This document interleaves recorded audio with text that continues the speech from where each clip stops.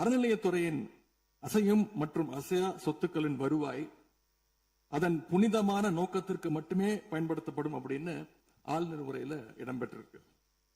இந்த கருத்தை பார்க்கும் பொழுது அறநிலையத்துறையே இருக்கக்கூடாது அப்படின்னு சொல்ற பாஜகவுடைய குரலாகத்தான் தாவேக அரசும் சொல்லுதா அப்படிங்கிற சந்தேகம் எங்களுக்கு வருது. பாஜகவும் வலதுசாரிகளும் சொல்றது இதுதான், அறநிலையத்துறை பள்ளி கல்லூரிகளை நடத்தக்கூடாது, அறநிலையத்துறை பள்ளி கல்லூரிகளை நடத்தக்கூடாது அப்படின்னு சொல்லிட்டு இருக்கிறாங்க. இதுக்காக வழக்கும் தொடர்ந்து இருக்கிறாங்க. இந்த நிலைப்பாடு திருமண மண்டபங்கள் வணிக வளங்களோடு நிற்குமா, இல்ல கல்வி நிறுவனங்களுக்கும் இந்த கண்டிஷன்ஸ் அப்ளை செய்யப்படுமா? மாண்புமிகு அறநிலையத்துறை அமைச்சர்கள். மாண்புமிகு பேரவைத் தலைவர் அவர்களே, மாண்புமிகு தமிழ்நாடு முதல்வர் அவர்களே, அறநிலையத்துறையை பொறுத்தவரைக்கும் கோவில்களின் வருமானம் கோவில்களில் வரக்கூடிய பக்தர்களுக்காக செலவிடப்படும் என்பதை நம்முடைய ஆளுநர் உரையில் இடம்பெற்றிருந்ததுதான் அதனுடைய சாராம்சம்.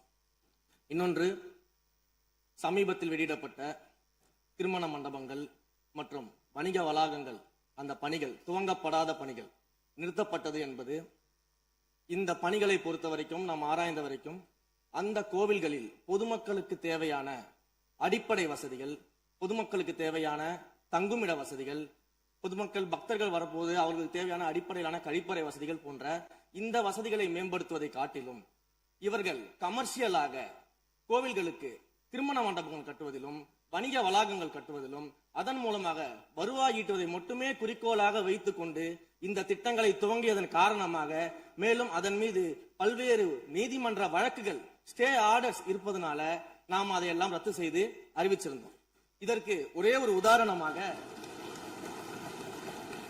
எந்த அளவிற்கு கோவில்களை கமர்ஷியலாக மாற்றுவதற்கு கடந்த ஆட்சி காலத்தில் முயற்சி செய்து கொண்டிருந்தார் என்பதற்காக ஒரே ஒரு சிறிய உதாரணத்தை மட்டும் சொல்லிடுறேன்.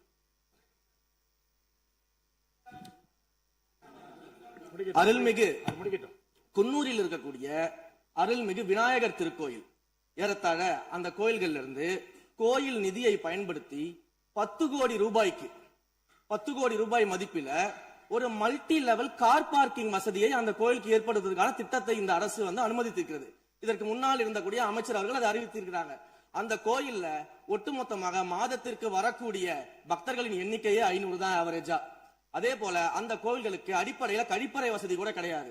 இது மட்டும் இல்ல, குன்னூர் மற்றும் உதகையை சுற்றி இருக்கக்கூடிய அனைத்து பகுதிகளிலும் இருக்கக்கூடிய 50 கோவில்கள்ல பேசிக்கா இருக்கக்கூடிய டாய்லெட் ஃபெசிலிட்டிஸ் கூட அங்க இருக்கக்கூடிய கோயில்களுக்கு கிடையாது.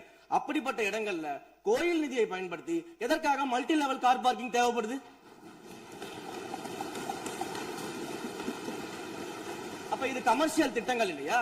கோவில் நிதியை இப்படி கமர்ஷியலாக பயன்படுத்துவதற்கு எதிராக தான் நாம் இந்த திட்டங்களை எல்லாமே தடுத்து இந்த திட்டங்கள் தேவையில்லை, அதற்கு பதிலாக நம்முடைய அரசாணையிலே வெளியிட்டிருக்கிறோம். மிக தெளிவாக கடைசி வரியை படித்து பார்த்தால் எல்லாருக்கும் தெரியும்.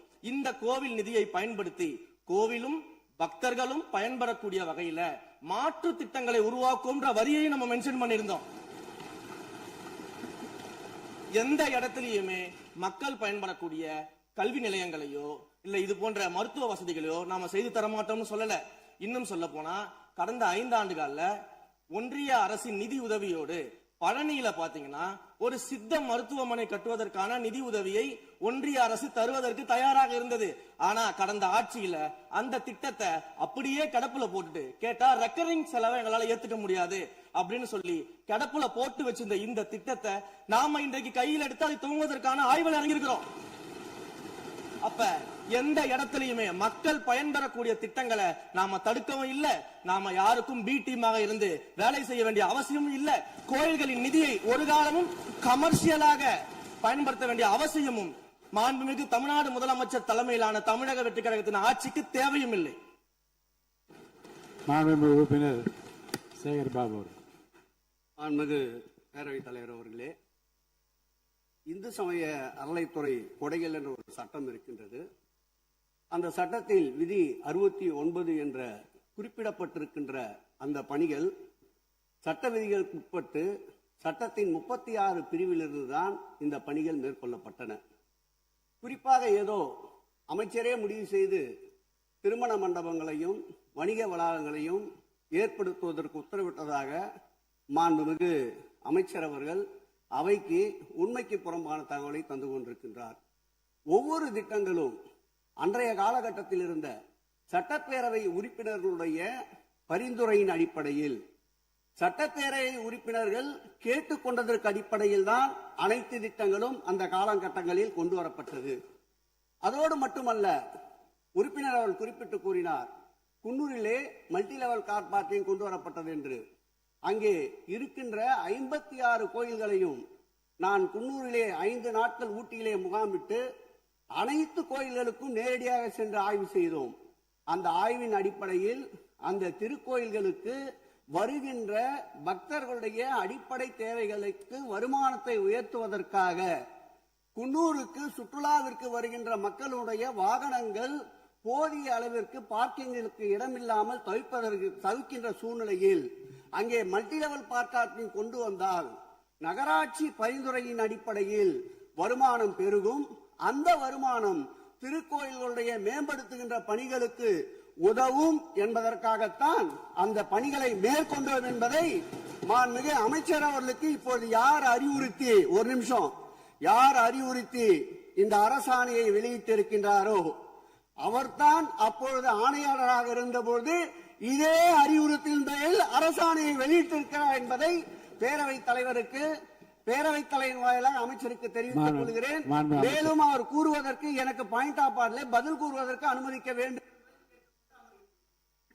மாண்புமிகு பேரவைத் தலைவர் அவர்களே, குன்னூரில் இருக்கக்கூடிய அந்த விநாயகர் கோயிலுக்கு சொந்தமான இடத்துல மல்டி லெவல் கார் பார்க்கிங் அமைப்பதற்கு ஏற்கனவே அங்க இருக்கக்கூடிய நகராட்சி நிர்வாகம் ப்ரப்போசல் வழங்கிய போது அந்த நகராட்சி நிர்வாகத்திடம் நம்முடைய நிலத்தை குத்தகைக்கு கொடுத்து அதன் மூலமாக இருக்கக்கூடிய வருவாயை வைத்துக் கொண்டு நாம் முடிந்த வரையில் நம்முடைய கோயில்களுக்கு தேவையான அடிப்படை வசதிகளை நாம் செய்து கொடுக்கலாம். ஆனால் கோயில் நிதியவே 10 கோடி எடுத்து அங்க மல்டி லெவல் கார் பார்க்கிங் வந்து எந்த விதமான பொதுமக்களும் பக்தர்களும் கேட்கல. பக்தர்களும் பொதுமக்களும் கேட்பதெல்லாம் கோயிலுக்கு உள்ளே சென்று மனநிறைவோடு தரிசனம் செய்துவிட்டு வெளியே வரும்பொழுது அவர்களுக்கு தேவையான அடிப்படை வசதிகளை தான் பக்தர்கள் கேட்டுக் கொண்டிருக்கிறார்கள். அதை செய்தாலே போதுமானது. மாண்பு எதிர்கட்சி தலைவர் பேசுகிறீங்க. மாண்பு போதுங்க. நீங்க சொன்னீங்க, விளக்கம் சொல்லி திருப்பி இதை நான் அனுமதிக்க முடியாது. மாண்பு எதிர்கட்சி தலைவர் பேசுங்க. வேண்டாம், போதும். நீங்க பதில் சொல்லிட்டீங்க பாருங்க. மல்டி லெவல் கார் பார்க்கிங் தேவைன்னு அவர் இல்லைன்னு சொன்னாரு, ஏன் போட்டு நீங்க சொல்லிட்டீங்க. அதோட விவாதம் முடிந்தது. மாண்பு எதிர்கட்சி தலைவர் பேசுங்க. நீங்க திரும்ப எதுக்கு பாயிண்ட் பாடுற? இனிமே எதிர்கட்சி தலைவர் பேசி முடிக்கிற வரைக்கும் குறுக்கீடுகள் அவசியம் இருந்தால் அனுமதிப்பேன், அனுமதிக்க முடியாது. எதிர்கட்சி தலைவர் பேசலாம். ஒரு குற்றச்சாட்டு இல்ல, அவர் விளக்கம் தான் சொன்னார். என்ன குற்றச்சாட்டு சொன்னாரு? அவர் விளக்கம் சொல்லிட்டாரு. மாண்பு எதிர்கட்சி தலைவர் நீங்க பேசலாம். இனி மாண்பு எதிர்கட்சி தலைவர் பேசி முடிக்கிற வரைக்கும் எந்த குறுக்கீடுகளுக்கும் நான் அனுமதிக்க முடியாது.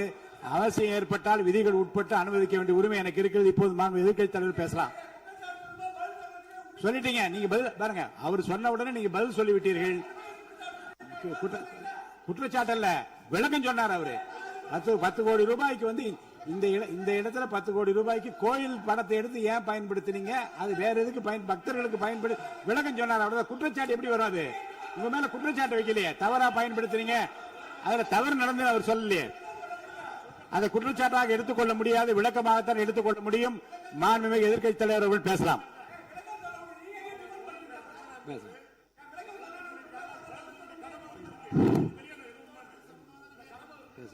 அவை முன்னவர். மாண்புமிகு பேரவைத் தலைவர்களே, அவை முன்னவர்கள் அதற்கான விளக்கத்தை சொல்லியிருக்கிறார்கள். இந்த அறநிலையத்துறை அமைச்சர் அவர்கள் விளக்கத்தை சொன்னார்கள்.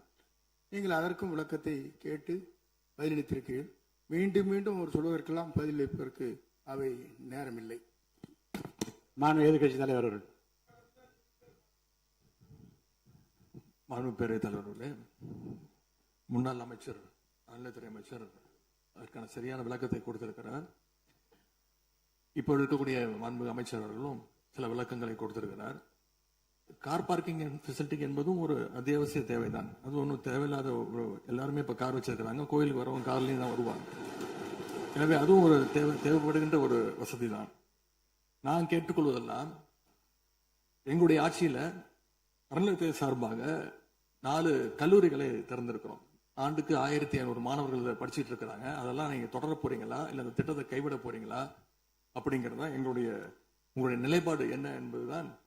மாண்பு உறுப்பினர் சொல்லிட்டார். அதாவது ஏற்கனவே கல்லூரிகள் மற்ற அமைப்பில் எந்த விதமான தடையெல்லாம் அதையும் நாங்கள் தொடருவோம் என்ற வார்த்தை அவர் பேசும்போது குறிப்பிட்டிருக்கிறார். நன்றி.